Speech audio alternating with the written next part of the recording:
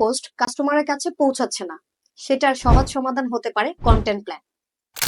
Social মিডিয়ায় random post করে বিজনেসের গ্রোথ আশা করলে হবে না। সেজন্য দরকার একটি স্ট্র্যাটেজিক কন্টেন্ট প্ল্যান, যা হতে হবে অবশ্যই টপিক বেসড। যেমন আপনাকে অবশ্যই টপিক লিস্ট তৈরি করতে হবে। সেটা হতে পারে product tutorial, customer review, service oriented অথবা ইনফরমেটিভ।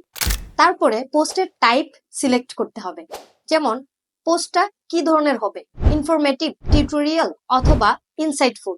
সেটাকে আপনাকে বাছাই করে নিতে হবে এবং আপনার অডিয়েন্স ঠিক কোনটা চাচ্ছে সেটাকেও কিন্তু ডিফাইন করতে হবে।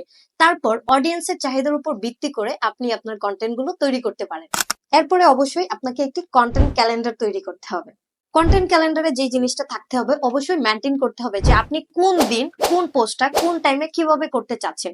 ঠিক একই ফ্লোতে একই টাইমে পোস্ট ক্যালেন্ডার তৈরি করে কন্টেন্ট প্ল্যান গুলো করে যখন রেগুলারিটি মেনটেন করে পোস্ট করতে থাকবেন, বেশি না 3 মাস 6 মাস অথবা 1 বছর সময় দিন, দেখবেন আপনার বিজনেসের গ্রোথ কোথায় গিয়ে দাঁড়াচ্ছে।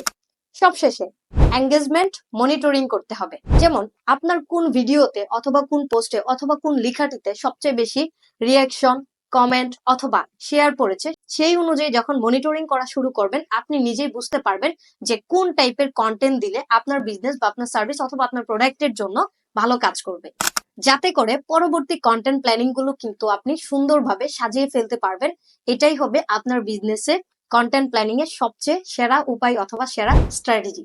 সোশ্যাল মিডিয়াতে অবশ্যই আপনার এই ধাপগুলো ফলো করা উচিত, যাতে করে আপনার বিজনেসে গ্রোথ আনতে পারেন কন্টেন্ট ক্যালেন্ডার অথবা কন্টেন্টের মাধ্যমে।